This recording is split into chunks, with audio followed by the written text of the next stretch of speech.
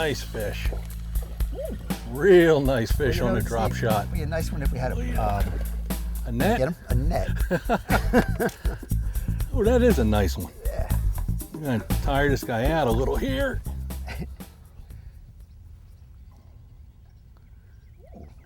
Jump again. You tell me when, boy. I have his fish on very light line. Yeah. He ain't giving up. No. Here he comes. Come on. Maybe he's gonna get in your line. Yeah. I'll move that. There we go. I'll lead him right around. Hey, there he goes.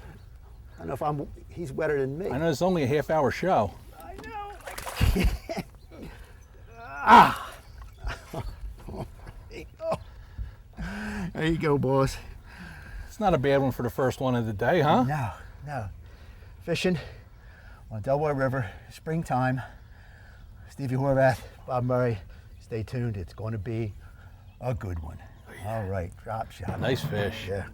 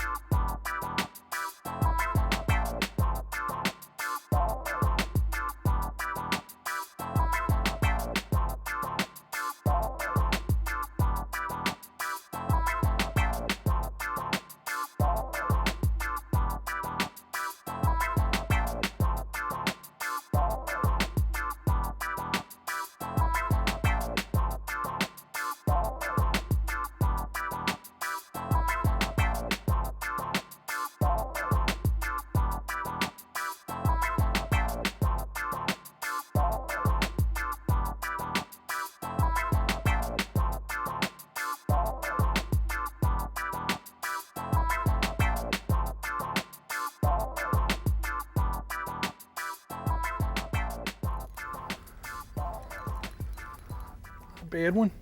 No. You're going to be on TV. I sure. Channel. I'm going to make sure. So are you. I think that's my first groupie. My wife's not going to be happy. Get him up there. Hold him up proud. Give him a little lift. Yeah, man. Nice fish. Well, Stevie, we're on the Delaware River. It's That's right. springtime.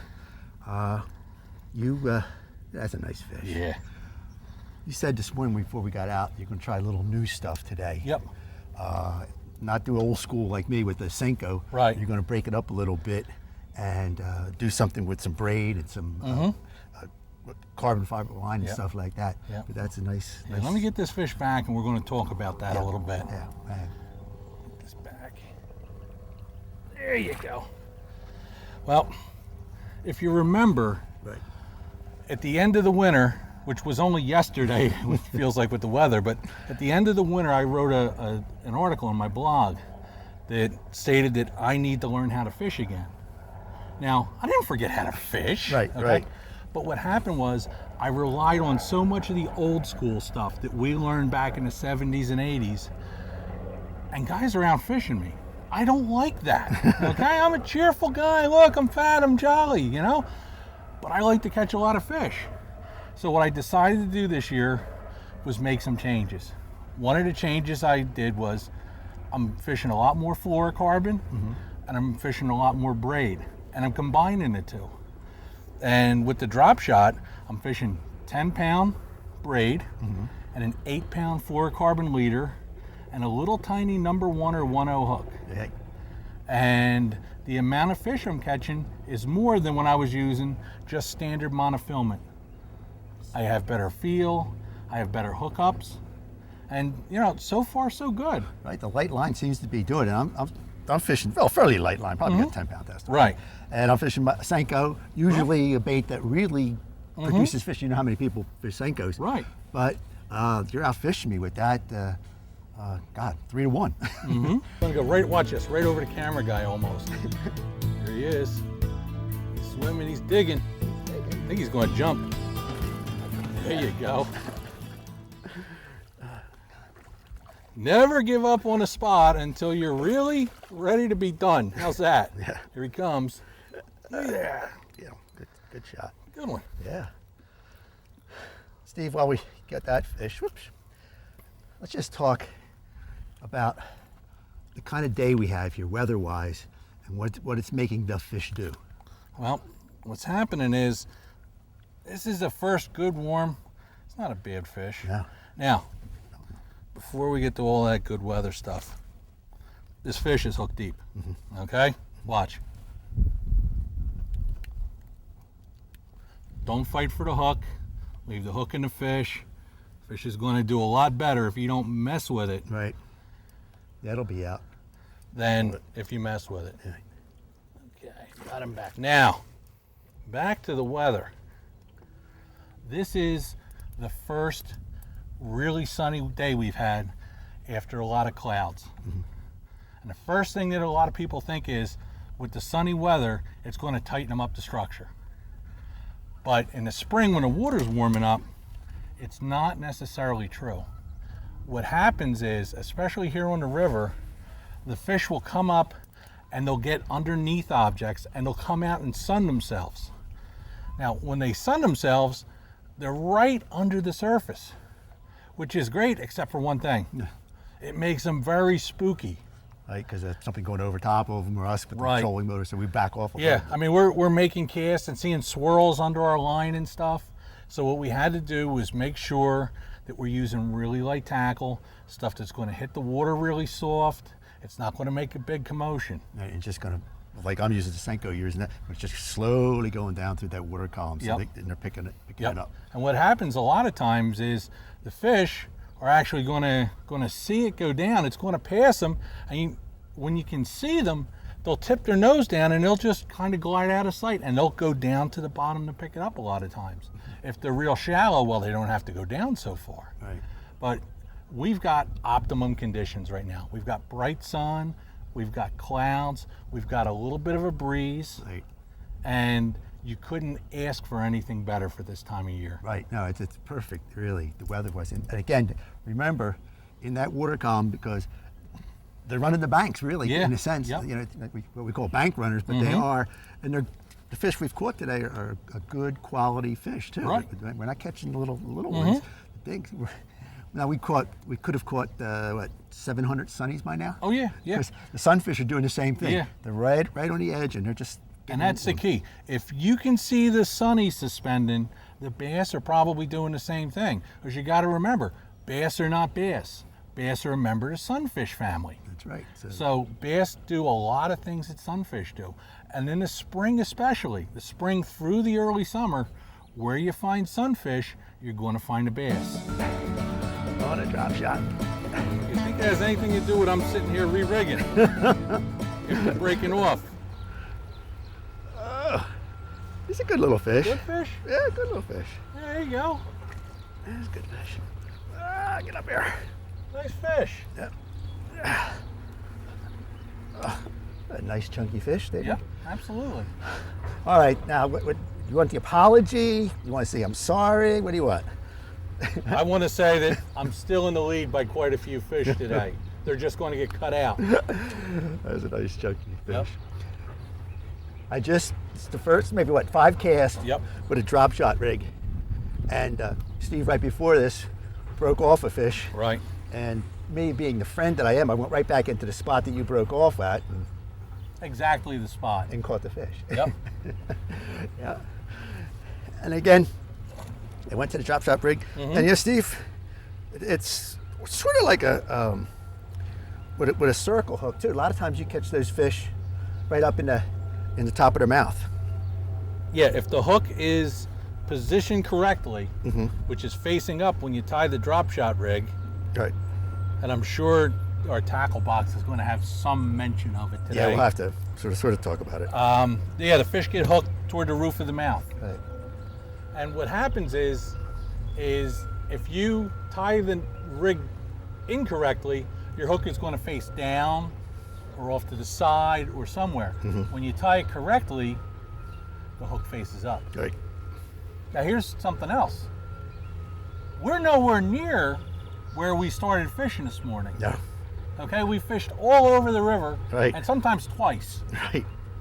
And we are down in Philadelphia, Right, a spot right. we call the paper slip, and we're still using a drop shot, and the fish are still up relatively shallow. No Right, matter that- where we're going, we're finding that pattern is holding. The other thing is, for some reason, they want the bait slightly off the bottom today. They want the drop shot. You know, we're, if you could pull that up, Bob, you're about 2 worm lengths off the bottom. You can see that that's 1 worm length and about a second worm length, maybe a little bit more. And that seems to be the key. No more than 2 worm lengths, no less than a worm length off the bottom today. And also, I think that color has a lot to do with it. The Yeah. chartreuse tail. Yep, the chartreuse tail has a lot to do with getting bites, especially when the clouds come out. Yeah. But it's also a good color. Hey, right now when the sun's shining. Yeah. So maybe if I can re-rig and I can fish, I'll continue putting a whooping on Bob. If not, you're going to watch him catch more fish. I want you to notice something. He's holding my line, so I can't fish. Okay, I want you to notice something else. He's using my rod. I said, here, Bob, use my spare rod. If I didn't give him the spare rod, I'd be fishing. That'd be my fish. Bob would be shut out. Okay, but I gave him the rod. I'm a nice guy, and now he's probably going to catch another one. Just give me the thing. Take your time there now. Don't hurry. Oh, I will. Well, Bob, you let me retie. Good one. Yeah. Oh, he came off. Oh. No. No. Well, Sometimes they come off. yeah. Well, Steve, while you're getting over your loss there, just talk a little bit about what we're getting now because of the tide change. And I think that's a lot because we've just had 3 good bites right in here in the last 5 minutes, maybe. Yeah. We've had outgoing water most of the morning. Tide just changed. There's a lot of people say you can't catch fish on incoming water. You gotta have outgoing water.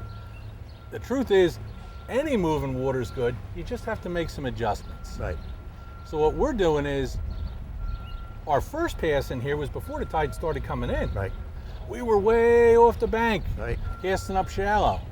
Now the tendency for fish is to come up shallower as the tide comes Right. up. Now, bedding fish won't do that. Bedding fish, they're going to be at the bottom of the low tide line or a little bit deeper. Right. There's going to. Just because if they're any shallower, their beds are out of the water. Right. But for fish that aren't bedding, which a lot of these fish are not, they will move up and down with the tide.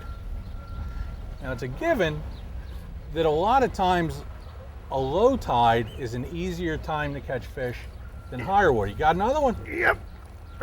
Oh, that stole my spot again. That's a good one. Yep.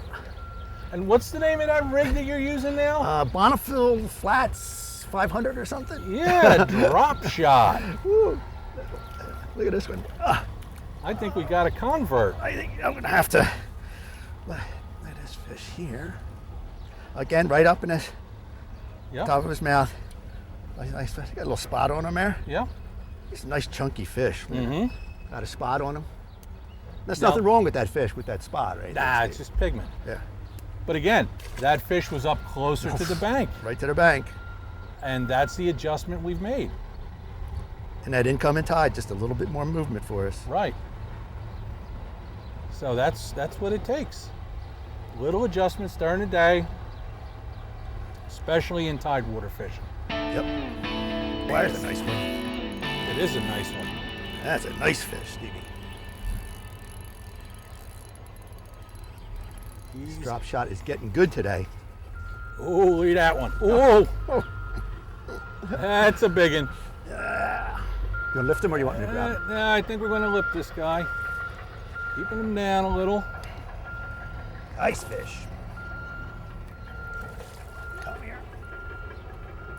Yeah, I'll let him, he's a little green yet, but Yeah, okay, come on. right to you. it. Thumb in mouth. And thumb in mouth. There we go. Hand the fish to the captain. Nice fish. Good Delaware River chunk. Nice fish. Again. On a drop shot. Drop shot. Steve, oops. Again, up in the top of his mouth. Oh yeah, right in the roof of the mouth where it's supposed to be. Fishing these, is there any structure that you would recommend, or it doesn't really matter? Let's get this guy back and we'll talk about that. When a lot of people think about drop shots, they think about clear water, California, And deep. 30 feet deep. Right.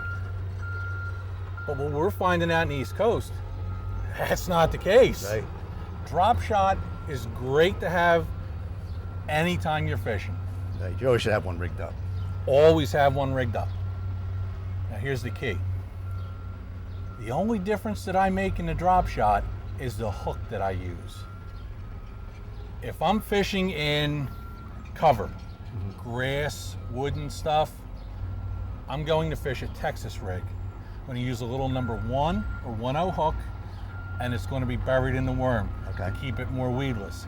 If I'm fishing more open bottom, then I'm going to use an exposed hook. A regular, like I use the Gamakatsu drop shot hook. Right. And that's a a little tiny no-brainer. hook. Yeah. I go to the store, I look at the shelf, it says drop shot hook on it.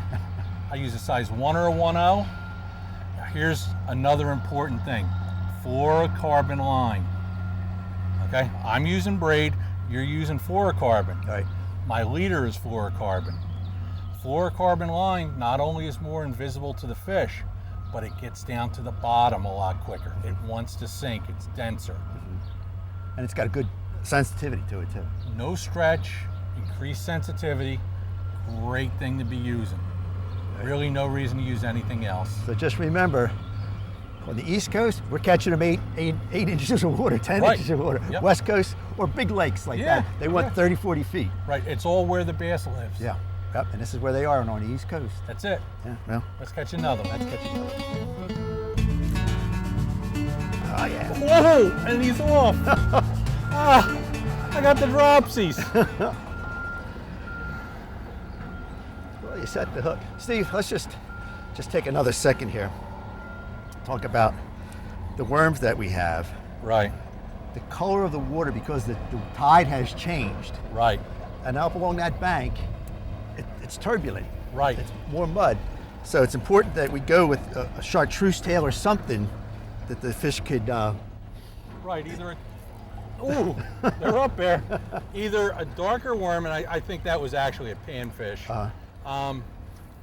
The two best choices in this situation are either a darker worm or a worm with a chartreuse tail. Add some contrast to what you're using. And by the way, it's not me cursing every other second and bleeping out. I mean, there's heavy equipment running here. well, we are in Philadelphia. Yeah, exactly.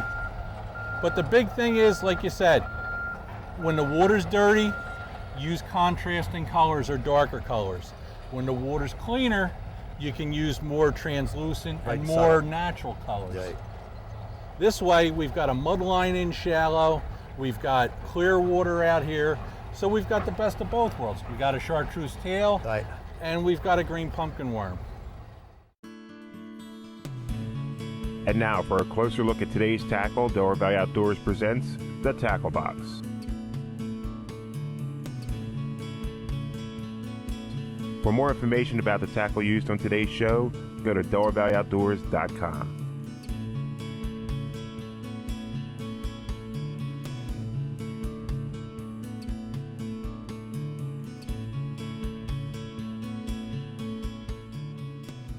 Steve, we're at the tackle box today, and we only fished 2 different things today, and only one thing caught them. So it's going to be easy, right? It's going to be easy. Nothing to it. Hey, basically the drop shot was working today, Yep. and I finally went to it when I didn't have a fish. So you hooked me up with a drop shot rig, and I started catching fish. So let's explain the first drop shot rig, and then give us the other. Okay. Well, drop drop shot rig is really simple. Basically what you have is you've got your hook above your sinker. When it was brought over from Japan, they actually called it a down shot rig. And you know, it's normal for us to bottom fish with a sinker on the bottom and a hook on the top. Right. But no, we don't want to do that when we're worm fishing. No, we don't want that. Well, guess what? These people figured it out, and they were absolutely right that it works. It does catch fish. Catches a lot of fish. Right. And, you know, it's funny, one of the things I like to say is, if you're not getting bit on a drop shot, there are no fish there. Right. Because just about everything, including bass, but bluegills, perch, and all, they all bite it. Right. Right. So you know that there's life in the water pretty quickly. Let's talk about the rig. First thing I want to tell you, if you're not doing it with fluorocarbon, you're really not drop shotting. Okay, so the fluorocarbon is the leader first, right? Is either the leader or the main line. Right, okay. Okay. Second thing, you never want to tie a Palomar knot with fluorocarbon. It breaks. Breaks, right. And actually, the easier it breaks when you tie a Palomar knot, the better the fluorocarbon. Now, fluorocarbon is much more invisible than monofilament, and has no stretch. Right. You feel the fish better, it wants to sink more, it gets you down easier. The only Okay. drawback is it is rather pricey. Yeah, but if you change your line once every 6-8 years or so, You're okay then. yeah. Yeah. I just reversed mine. There you go. Now, something that's different. So we got this little drop shot sinker. Okay? Now, in the past, I've gone El Cheapo, okay? And I've used a regular bass casting sinker. But if you're really serious about drop shotting, these sinkers are great little deals. And you really don't lose them. Right. They come through the rocks pretty good. So when you tie your drop shot rig, you have your line, and you're going to tie about any knot that you like that has twists to it. Okay. An improved clinch, a slipping clinch, anything that's a twisty knot. 5 twists, 6 twists. Beautiful knots for fluorocarbon. I want you to see something. This hook, after I adjust it a little bit, wants to hang straight up and down. That's what Okay. you want. That's what you want. Now, here's the truth to the matter. When I tied it,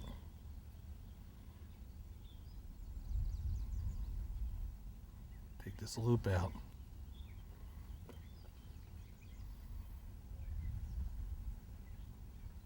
It didn't hang so straight up and down. No. So when you tie your knot and it's facing the wrong way, you want to take it, bring your line back through from top to bottom, and that will make your hook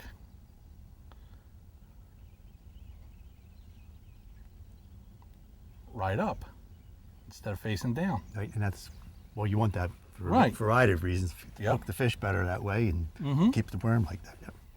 So now that we got the basics, let's throw a curveball at everybody. Okay. We got 2 basic hooks that we like to use. Right. We've got your standard drop shot hook here in my left hand. Okay. What size is that? That's a 1-0. Okay. 1 is also good. If you get to a 2-0, that's a pretty big hook. Okay. Okay? Now you've got another deal. Okay. Now, wait, let's go back to that. This Okay. hook, you nose hook Mm-hmm. the bait, right? Right? Yeah. That's Right your through the nose. Right. Right there. That's good.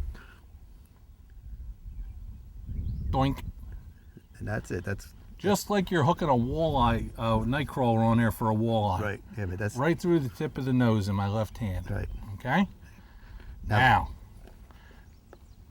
what happens when you're around snaggier stuff Right. and you throw that open hook in there? You're gonna get snagged, Right. Or you're gonna get hung up a lot Right. more. So, if we tie the exact same rig with this little number 1 or 1-0 worm hook that's in my left hand, then you can. We can Texas rig our worm.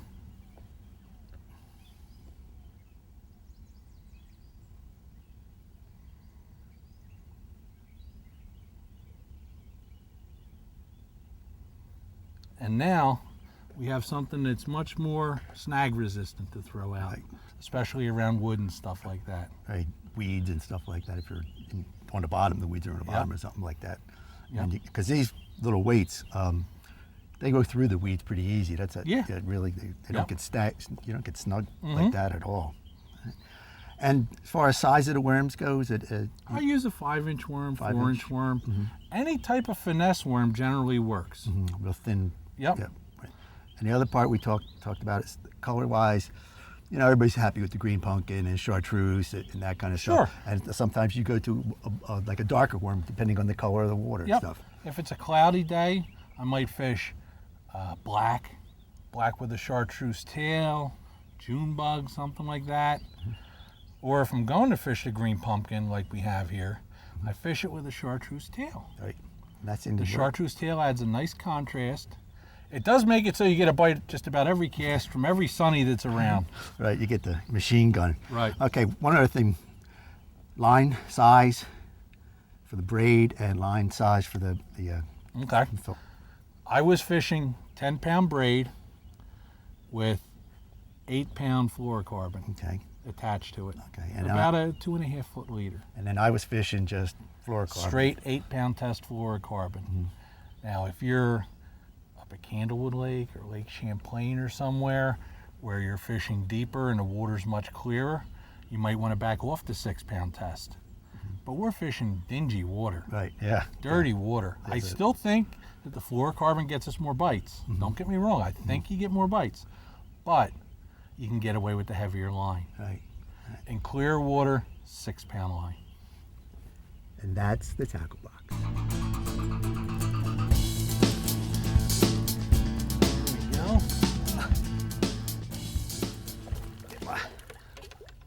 Begin the day with a fish, end the day with a fish. I think I'm going to lift this guy. Lift them. There we go. Well, there you have it. Little river fishing. That's it. Drop shot. Delaware River, springtime. Water's warming up. We've had a good cold front lately, but we got a nice day today. You mean since December? You're right. Don't forget to follow us on Twitter and Facebook. I'm Bob Murray. I'm Steve Horvath. We'll see you on the water. Good job, buddy. Yep, let's get this guy back. Yeah, good job.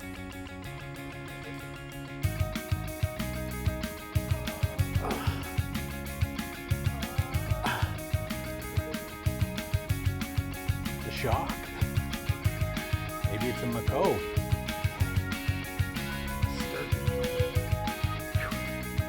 Ooh, too bad he got away. Yeah. In gear, I lifted up a little bit, fish was swimming with it, set the hook and the fish is there. Always need to pay attention to your line. Now I'm going to catch another one.